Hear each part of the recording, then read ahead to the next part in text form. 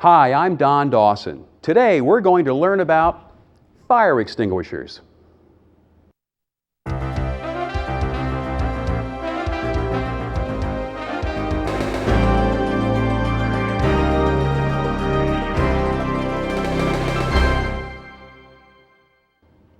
Burning wood and paper can be doused with a bucket of water. A small gasoline fire can be smothered with sand or dirt. A kitchen grease fire can be extinguished with baking soda. But often the quickest way to put out a small fire is with a portable fire extinguisher.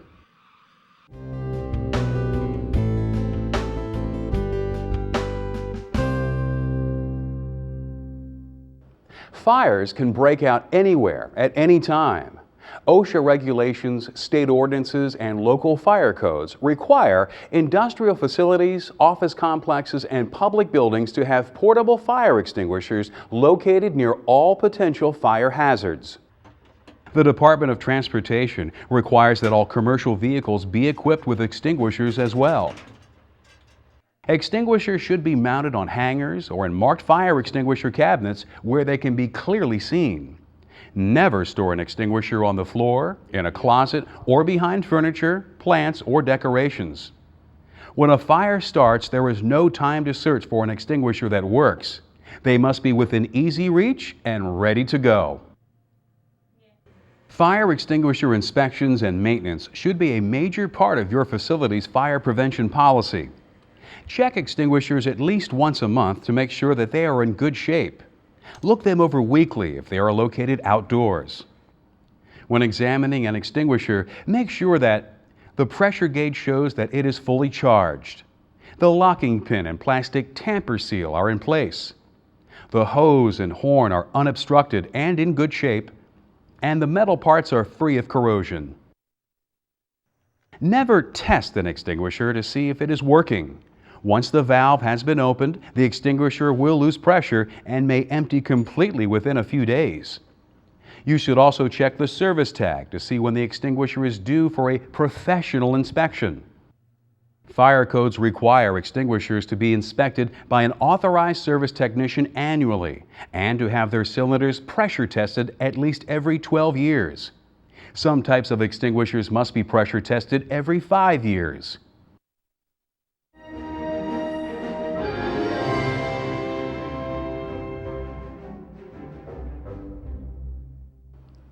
Fire extinguishers are designed to put out small fires before they grow out of control. But putting out fires with an extinguisher is not always easy and can be dangerous if you don't know what you're doing. To use an extinguisher effectively, it's helpful to know what causes things to burn. Fires start with heat, which is the source of ignition. Heat can be generated by many things, including open flames, chemical reactions, faulty electrical circuits, and overheated equipment. Once a fire is burning, it produces more heat and grows even larger. As long as there is enough fuel and oxygen, a fire will continue to spread. Fuel can include combustible solids like paper, wood, and some metals, flammable liquids, and ignitable gases. It's the vapors coming off a substance, mixed with oxygen in the air, that burn. Some materials are always giving off flammable vapors, while others have to be heated for vapors to appear. For example, you have to apply heat to get wood to burn.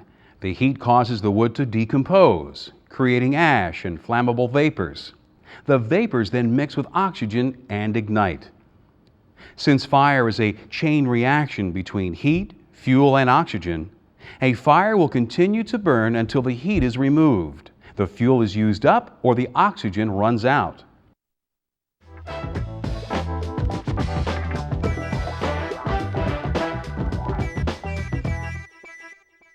Fire extinguishers work by applying substances that interrupt the chain reaction, either cooling a fire, depriving it of oxygen, or both. There are many different types of substances that are used to extinguish fires. The most common include dry chemicals, carbon dioxide, foam, and water. To extinguish a fire, you must apply an extinguishing agent that is compatible with the materials that are burning. Using the wrong agent can be dangerous. For example, water works well for putting out fires that consist of burning paper or wood, but it can cause burning liquids to spread. Water also conducts electricity, so it should not be used where live wires or energized electrical equipment is located either. Fires have traditionally been separated into 4 classes to help identify what agents can be used to extinguish them. Class A, B, C, and D. Class A fires are fueled by ordinary combustible materials such as paper, cardboard, and wood. Water, foam, and some dry chemical agents can all be used to extinguish Class A fires. Water works by cooling the fire, while foams and dry chemicals cut off its supply of oxygen. Class B fires are fueled by ignitable gases and liquids such as gasoline and propane. Dry chemical, foam, and carbon dioxide extinguishers are used on these fires. Class C fires involve live electrical hazards. Most extinguishers that are safe to use on Class C fires are filled with non-conductive extinguishing agents, which helps to prevent electrocution. However, to be completely safe, you should cut the power before attempting to tackle the fire. Class D fires are fueled by combustible metals such as potassium, sodium, and magnesium. These fires are extremely dangerous and require Class D fire extinguishers to put them out. In addition to these 4 classes of fires, the National Fire Protection Association, NFPA, has created a separate classification for commercial kitchen fires, Class K. Class K fire extinguishers contain agents that are formulated to be especially effective on fires involving extremely hot saturated fats and oils. You can tell what classes of fire an extinguisher can be used with by looking at its label. Extinguishers may be marked in 2 ways. Some extinguishers use simple colored shapes and fire class letters, but pictographs are used on most new extinguishers. These easy-to-understand symbols include a burning wastebasket and campfire to represent Class A fires, a flaming gasoline container for Class B, a burning electric plug and receptacle for Class C, and a fire in a frying pan for Class K. If a pictograph is crossed out with a red line, it indicates that the extinguisher is not suitable for that class of fire.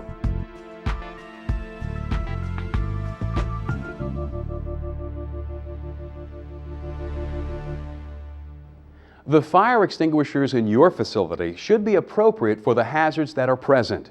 For example, a work area that contains wooden materials, flammable liquids, and electrical machinery should have extinguishers that are rated for Class A, B, and C fires. Multi-purpose dry chemical ABC fire extinguishers are by far the most popular type of extinguisher in use today. These extinguishers are filled with monoammonium phosphate, which smothers a fire by coating the fuel. Because ABC fire extinguishers can be used on all of the most common classes of fires, they are good for general locations, such as homes, hospitals, schools, offices, and small industrial facilities. However, multi-purpose dry chemical extinguishers are not the best choice for all situations, since they leave behind a mildly corrosive residue that can be difficult to clean up. Regular dry chemical extinguishers are a good choice for vehicles and home kitchens. These extinguishers use sodium bicarbonate, baking soda, which is non-corrosive, easy to sweep up, and highly effective on Class B and C fires. Baking soda fights fires in 2 ways. The heat from the fire causes the baking soda to decompose and release carbon dioxide gas, which displaces oxygen and smothers the fire. The residue that is left behind keeps the fire from reigniting by forming a barrier between the fuel and the oxygen. Carbon dioxide CO2 extinguishers are rated for Class B and C fires as well. The carbon dioxide pushes oxygen away from the fuel, but since the CO2 quickly disperses in the atmosphere, the blaze can easily reignite if it is not completely extinguished.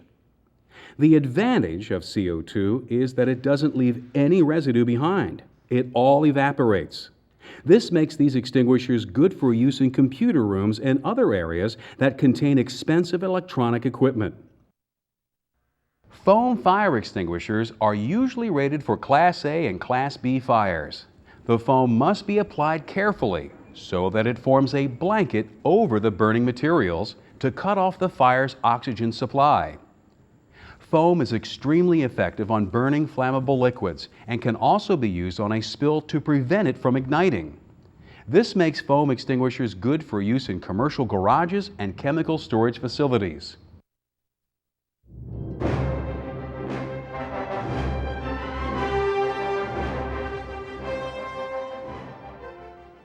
When a building is burning, firefighters will usually use water or water-based foam to try and put it out. Water is one of the quickest and most effective ways to extinguish Class A fires. Air pressurized water extinguishers were once very common, but since they can only be used on Class A fires, most have been replaced by multi-purpose dry chemical ABC fire extinguishers. But since dry chemicals are not as effective on Class A materials, some facilities still use water extinguishers. Dry chemicals can't reach burning embers within a stack of paper, piece of wood, pile of sawdust, or mattress. But water can soak these materials and prevent a fire from reigniting. However, you must be careful not to use an air pressurized water extinguisher in the vicinity of live electrical equipment, since they are rated for Class A fires only. Water mist extinguishers, on the other hand, are rated for Class A and Class C fires. These extinguishers have nozzles that spray water in fine droplets. This makes them safer to use around electrical equipment because there is not a continuous stream of water for the electricity to follow. This makes water mist extinguishers ideal for hospitals, nursing homes, libraries, document storage centers, and other areas that contain both combustibles and low-voltage electrical hazards. In addition to the extinguishers that are used to handle Class A, B, and C fires, there are also extinguishers that can only be used on Class D fires, as well as extinguishers that are specifically designed to handle Class K fires. The important thing is that you know what types of fires can occur at your facility and which extinguishers to use to put them out.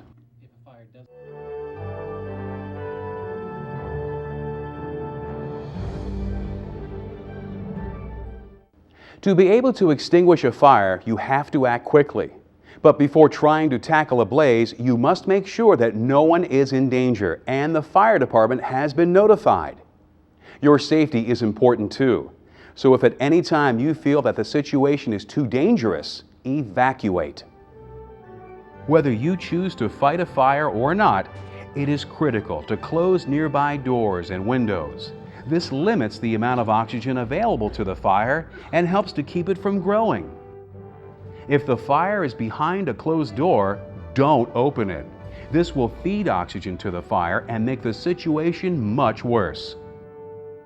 Smoke inhalation kills more people than flames, so be aware. Many common materials, including plastic, wool, and flammable liquids, produce toxic smoke when they burn, which can kill you in a couple of breaths.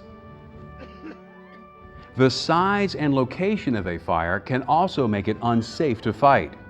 You won't be able to put out a fire if it is too large for the extinguisher that you have, or if it has spread into areas the extinguisher can't easily reach, such as ceilings or walls. If you feel that it's safe to try and extinguish a fire, approach it carefully with your back to an exit.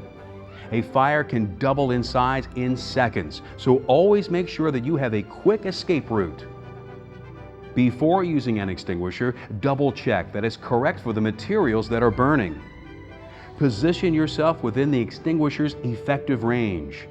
The effective range can be found on the extinguisher's label. Many dry chemical ABC fire extinguishers require you to stand about 6 to 8 feet from the fire. Make sure that you hold the extinguisher upright. Then use the pass method to put the fire out. Pull the extinguisher's pin. Aim the nozzle at the base of the fire. Squeeze the trigger and sweep from side to side with a slow, steady motion. Remember, extinguishing agents put fires out by either cooling the burning material, depriving it of oxygen, or both. So keep the nozzle pointed at the base of the fire and make sure that you hit the fuel, not just the flames. If you are dealing with flammable liquids, be careful not to splash the spill. This will spread the fire and make the situation worse. As the fire gets smaller, step forward to stay within the extinguisher's effective range. But be careful where you walk. You don't want to get any flammable material on your shoes or clothing. Continue to use the extinguisher until it empties completely. The size and type of the extinguisher determines how long it will last. A small dry chemical extinguisher may be used up in as little as 10 to 15 seconds. As you apply an extinguishing agent, a tremendous amount of smoke can develop. So know your escape route blindfolded. Get close to the ground if the smoke is making it hard to see or breathe. Once the extinguisher is empty, you need to get to safety, even if the fire appears to have been extinguished. Smoke and the possibility that the fire may reignite makes it dangerous to stay. As you evacuate, place the extinguisher on its side in an out-of-the-way area so no one will trip over it. Using a fire extinguisher may seem pretty straightforward, but in an emergency, it can be more difficult than you might think. To be truly prepared, it's good to have some real-life experience. So contact your local fire department and ask them if they offer hands-on fire extinguisher training. Fire extinguishers can save property and lives, so you need to know how to use them. Let's review. Know what classes of fires might occur at your facility and which extinguishers you can use to fight them. Make sure that extinguishers are mounted in plain sight, checked regularly, and inspected annually. Sound the alarm and call 911 before trying to tackle a blaze. Always have an escape plan and get out if the situation becomes too dangerous. Remember the pass method. And talk to your local fire department about getting hands-on experience with extinguishers. Fires can start anywhere at any time, but with the proper training and the right extinguisher, you may be able to extinguish a small fire before it gets out of control.